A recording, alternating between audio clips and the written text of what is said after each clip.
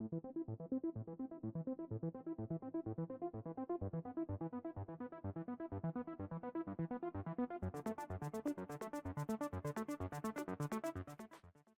everyone, welcome back to the range. My name is Matt, also known as the Armor Wizard, Zap Zap, and the King of Armor Destruction. And we have a body armor demo today from Militech. They're a longtime friend of mine. In full transparency, they provided us a set of these level 4 plates that you see here with no strings attached.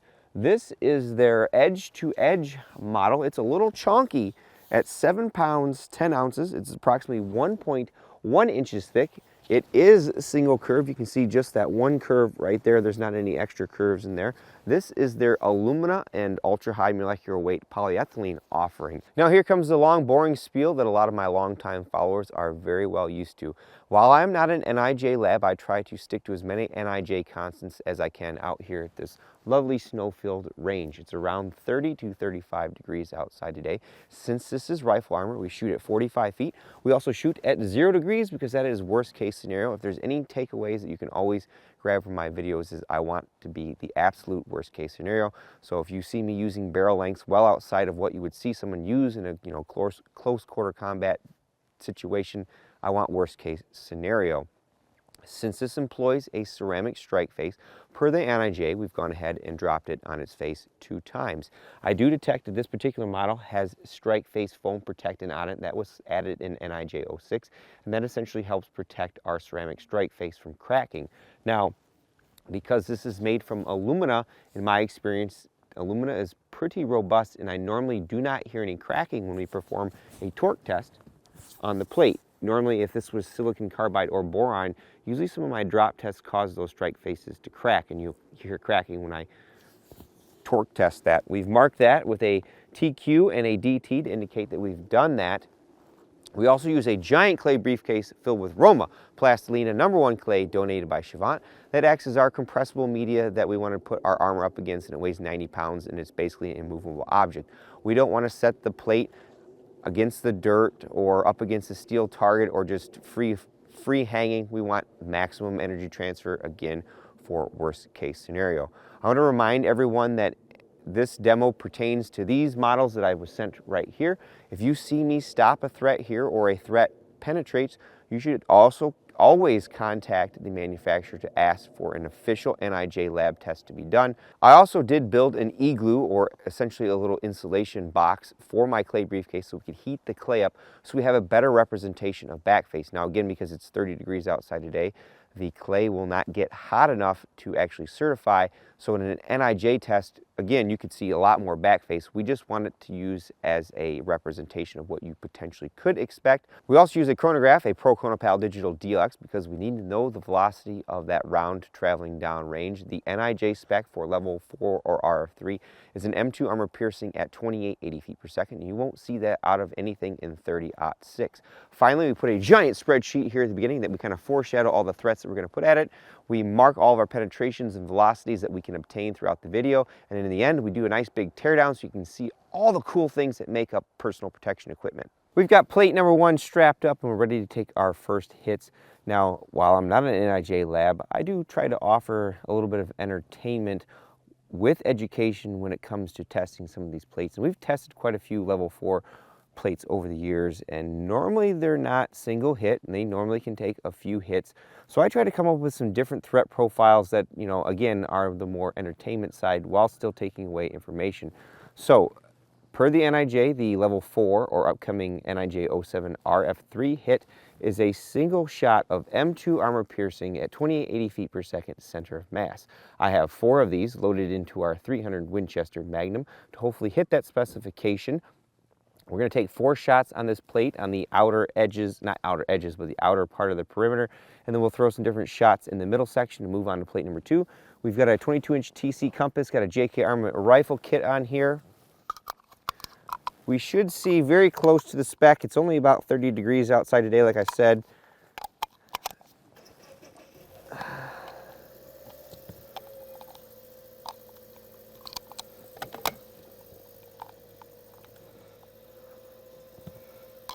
I'm not sure if I'll get all, I'll just get 3 of them in there.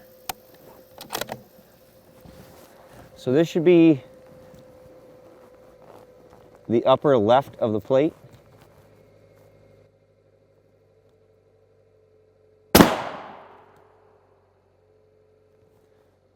We were 9 feet per second fast. Then this one will be placed to the right.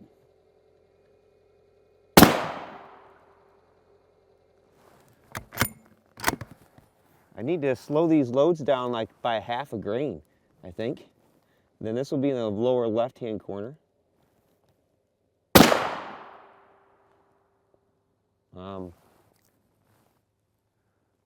That one was not anywhere near my clay briefcase. Sorry about that, folks. That was an equipment malfunction. I think I need to go back and start sizing some of these M2 AP poles because I was right on target and something happened to that guy and he fell apart. That's the hard part with surplus sometimes. So let's try that shot again. I mean, we were like 4 inches to the right.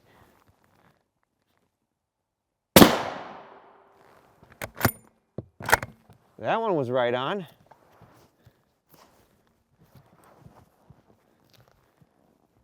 And then this will be in the right-hand corner. And that one was within spec.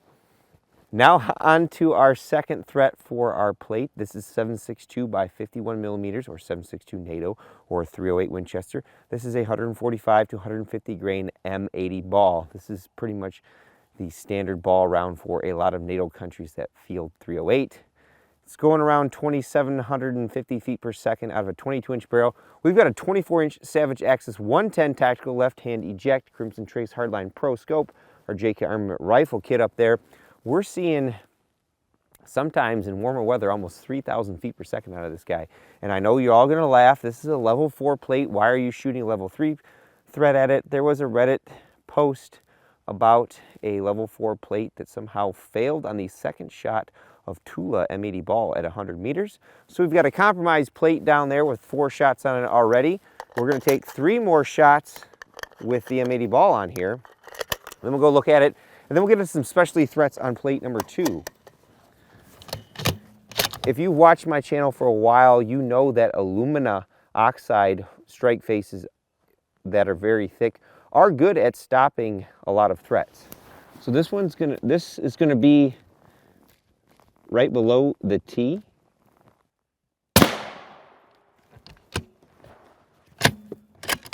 $29.04 with that red. This one's gonna be in the middle.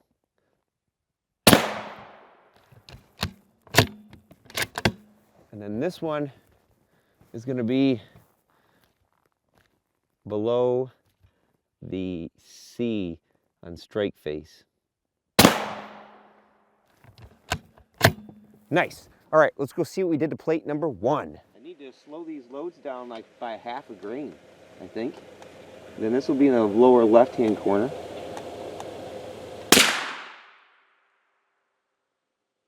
I guess I should have asked Kenjamin over at Militech if this particular model was a monolithic strike face, because you can see from those tiles it is not. But look at how thick those tiles are. We'll get a measurement during the teardown. I think I know what we're going to shoot with on plate number 2.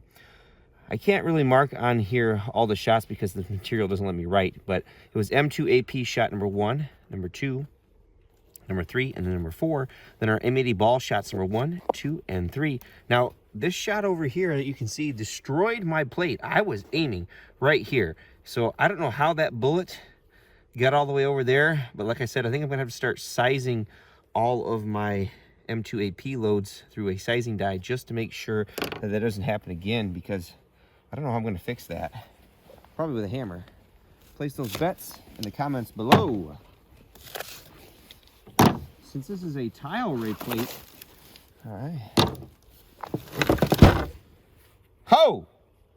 No pass-throughs, folks. Now our back face, we're seeing some dimpling here. That second shot, obviously, there, the first one's barely a dimple. Second, a little more. Third, and then the fourth has the most. The M80 ball shots have some dimpling. And there's probably some solid pieces of that tile left, but geez, it's alumina, like I said. Let's get some back face here. Here's our second shot. The clay is pretty warm. Ooh, 44 millimeters. Our first shot, 40 millimeters. This rigmarole mess down here, 36. And then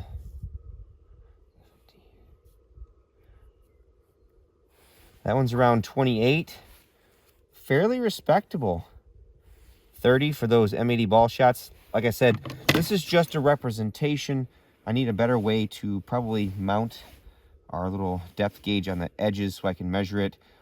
And per the NIJ, if these dimples are over 44 millimeters in properly heated and calibrated clay, they consider that failing because the back face could lead to internal injuries. I think the military might allow for up to 58 millimeters, and European VPAM standards allow for less, but fairly impressive. I guess I didn't realize, like I said, this was a tile array plate, so we're gonna have to be a little mean to it on plate number 2. All right, on the last Militech plate, we wasted 2 shots of M993. That is the U.S. Army's current issue armor-piercing round in 7.62 NATO or 7.62 by 51 millimeters. This is 130 grain with a tungsten core, known to destroy almost every single piece of body armor that I've shot at against, except for the Adept Colossus. It took the holy grail of them at 3,400 feet per second and it even stopped it. We've got our SCAR 17S pistol. I call it a pistol because I essentially built it off an unfinished 80% upper receiver. That's why it is bare aluminum here. I had to do all the machining and I slapped all the parts on it. This is from FN Specialties. Now last time I didn't have a scope on here. I left the scope on here and our offsets should be correct. We're going to place just one hit on that plate and then mark it and step up some other interesting threats. So this should be on the left side of the plate near where the word strike face is. 2714, good velocity.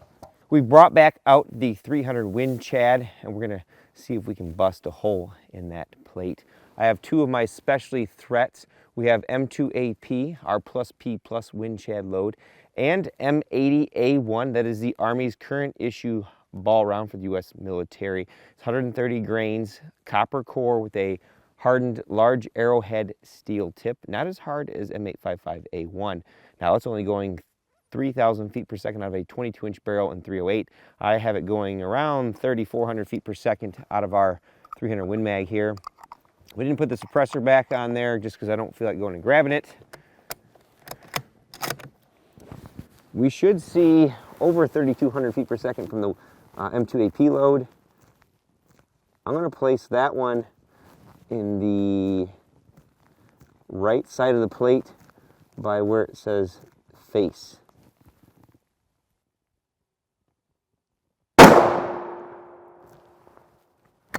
$32.95.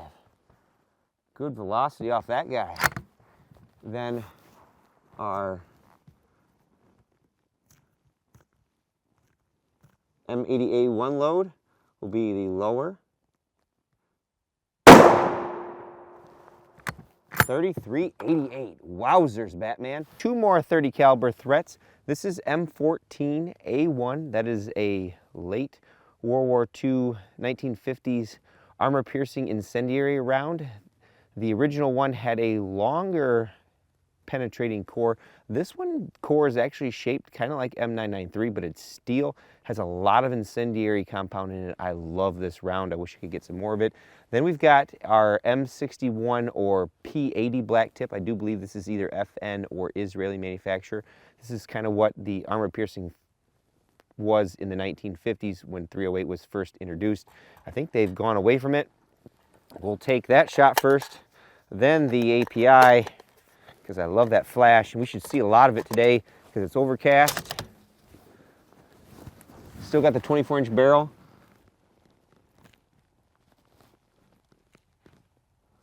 This shot I'll place in the upper right-hand corner of the plate. Pretty good velocity. And then the API is going to be the lower right of the plate.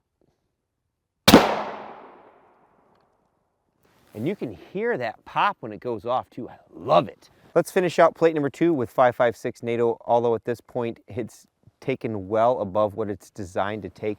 We have M855A1, that is U.S. Army's current issue ball round. It is an evolution or enhanced performance round version of M855. The core is copper. The arrowhead is much larger and harder, around 60 on the C scale. This is, I think, 2017 surplus. Got some in that was pretty tarnished. Cleaned it up pretty well, at least for what I need to do. We've got our Armor Slayer. This is our 22-inch TC compass. Got the Turbo 5.56 can up there. Primary arms 4-16, first focal plane. Very nice optic.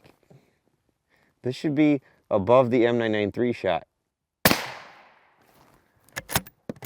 Good velocity. This will be below the M993 shot.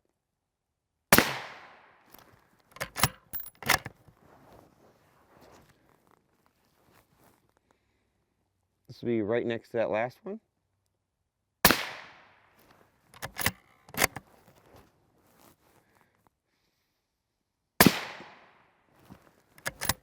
Nice. Let's go see what we did.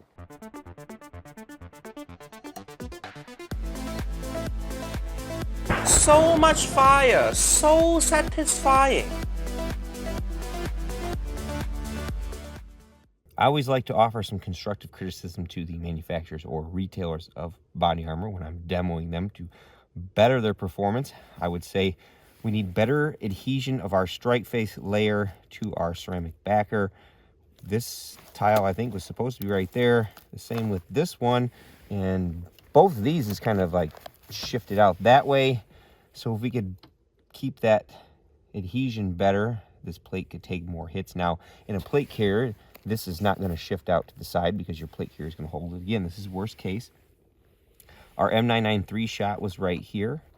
Our plus P plus wind chad was right here. Our incendiary was right here. Our P80 black tip was right there. Our wind chad M80A1 was right here. And then for our M855A1, 1, 2, 3, and then 4 was right up there. That one's a little tiny hole there. Again, well above what plates like this are designed for. You know, they're only rated for 1 hit. We're trying to show that our strike face. Uh-oh, Raggy. We have 2 penetrations. But everything else was stopped. Our M993 was stopped. Our wind chad M80A1 was stopped. But our plus P plus M2AP penetrated. And then likely this M855A1 penetrated because we're pretty close. I mean, we're 2 inches from that shot, but we might have degraded the ceramic right there. We'll do a tear down here in a minute so we can confirm any penetrations. I did beat this clay flat before we started the second plate. 14 millimeters on the M855A1. 8 on the M993. This guy down here, the M80A1, is probably the worst. 21 millimeters. Well, I shouldn't say the worst. That penetration is the worst. But a good showing from this particular plate, albeit this thing is a little chonky at almost 8 pounds. There is that fine line between ultimate protection and weight savings. A lot of times when you go to weight savings, your polyethylene backers are going to be thinner. They're going to show more back face. Your ceramic is going to be made out of silicon carbide or boron carbide, and you're going to give up potentially some tungsten core threat protection. But again, It's all based on your use case. I can't really tell you definitively which armor panel is better than the other, because it all depends what kind of threats you want to stop, how much you want to spend, and how much you want it to weigh. Now for a lot of followers' favorite part of our tests are the teardowns. We confirm some of our internal construction and we check for penetrations. This is plate number 2. Confirmed from what I can see, because I can't get this rear foam layer off, our only 2 penetrations were the 300 N.I.J. plus B plus M2 AP and our M855A1. I think I know why that one penetrated. We'll get there in a second. I measured our polyethylene around 430 thousandths. It could vary in thickness depending on where you're measuring it on the curve.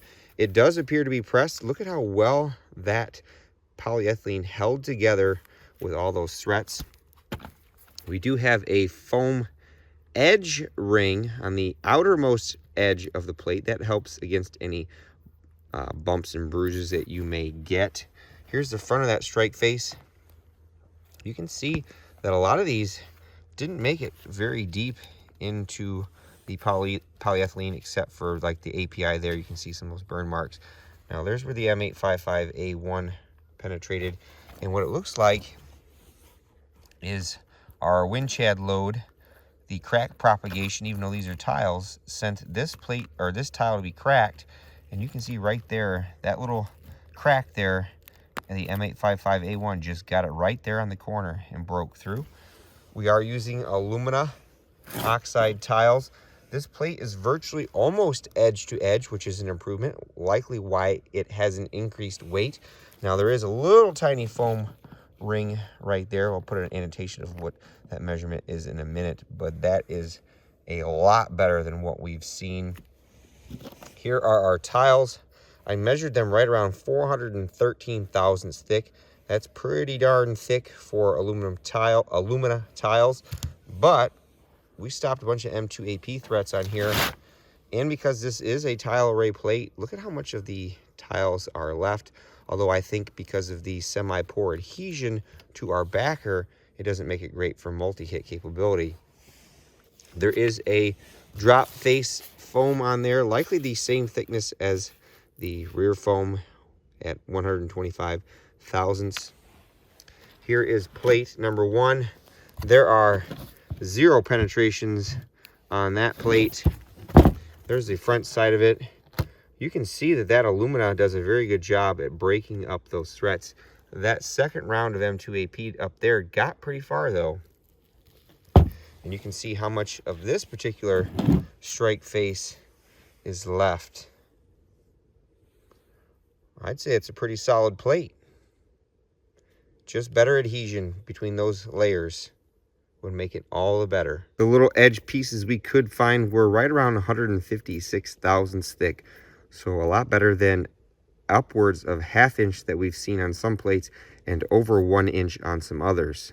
So this almost gives you a true edge-to-edge strike face. Well, everyone, that wraps up another test out here at the range. I think if there's anything you can take away from this demo today, if this is the first time you're watching one of these, is that ceramic is most certainly multi-hit capable, at least most reputable manufacturers that is. Our Alumina strike face plate from Militech stopped quite a few threats, including 4 shots of M2 AP. I'm not sure what happened with that one that went off and took out my clay briefcase. That's generally the downside of surplus ammunition, is that, you know, it's almost 80 years old, and if somebody back in the day pulled it just a little too hard, or through all these years something has happened to it and maybe the core got loose inside the jacket. It's good to know that this particular design can defeat M993, at least out of the 13-inch, 2,700 feet per second. That's 300 feet per second shy of what is normally going out of the 22-inch. It even stopped 3 out of 4 rounds of M855A1. That one just squeaked by that little corner there. As always, I love that armor-piercing incendiary ammunition when it goes off. And even our M80A1 at almost 3,400 feet per second was stopped in this particular design. In my opinion, that threat kind of mimics what they're going for with the new 6.8 by 51 millimeter. I know they have a 130 grain loading, or at least they've mentioned it in all the different marketing things that they have 130 grain loading that's like M80A1 with a steel and tungsten variant. And the tungsten variant is going to be very, very hard to stop. But I think us using the M80A1 in our 300 Win Mag gives us a good idea.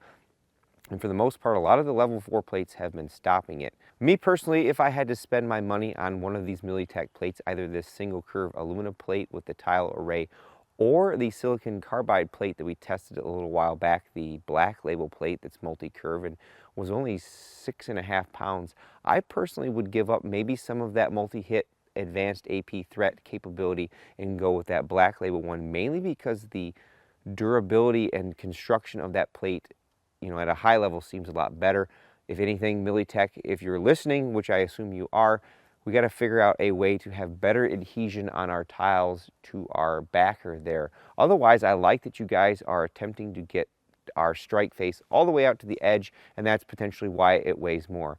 With all that being said, it's time for me to get the heck out of here because I'm going to go ride in my kid's little gas-powered go-kart Jeep. But at the end of all my videos, I take a moment to thank all those who help make these possible. Number one is my Patreon and Subscribe Star fans. I have a link tree in the description below. Various different ways to either contact me for any follow-up questions because the YouTube comments are horrible for notifying me, or there's affiliate links that can directly support my channel to acquire more stuff like M993 or M2AP. One of them is from Gators. They sell the R.A.N.G.E aluminum frame safety glasses. I really love these things. I've been using the high contrast models for quite some time out here, and I've been really impressed with them.